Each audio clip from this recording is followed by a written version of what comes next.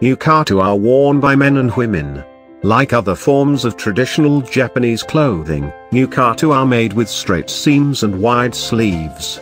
Men's yukata are distinguished by the shorter sleeve extension of approximately 10 cm from the armpit seam, compared to the longer 20 cm sleeve extension in women's yukata.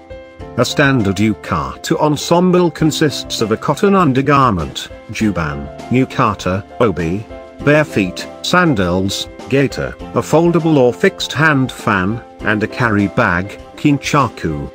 Kinchaku are used by both men and women to carry cell phones and other small personal items. For men, an optional hat may also be worn to protect the head from the sun. Yukata literally means bathing clothes, although their use is not limited to after-bath wear.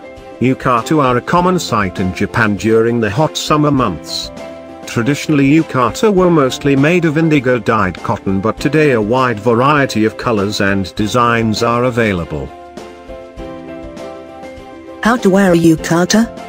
Everyone wants to look their best during the summer festival season, if only it weren't so darn complicated.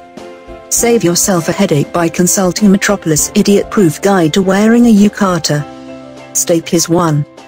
First, take a quick shower to cool off. Put on a white or skin-colored tank top or camisole. A hanjuban, or yukata undergarment, is preferable but not strictly necessary.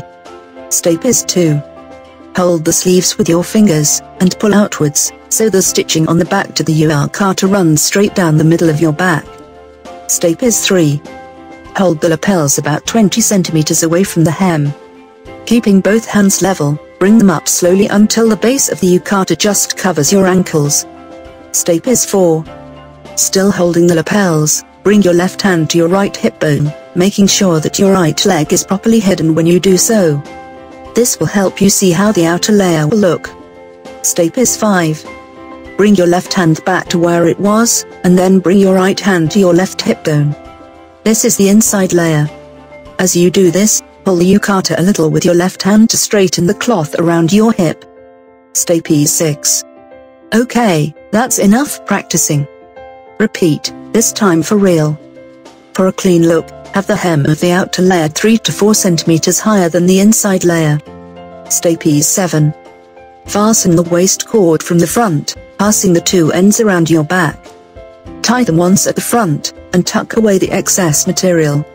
There's no need to make a knot. Step is 8.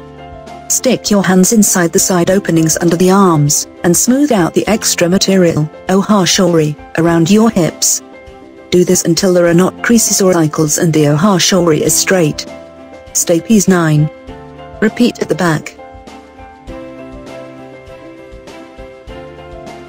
Step is 10. Straighten the collar so that your collarbone doesn't show.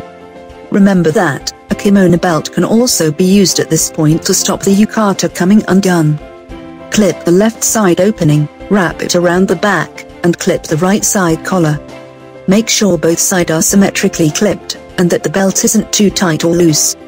Step is 11.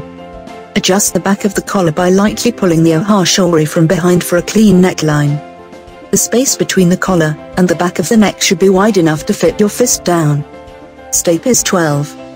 Wrap the daijin and dai sash around the yukata from the back.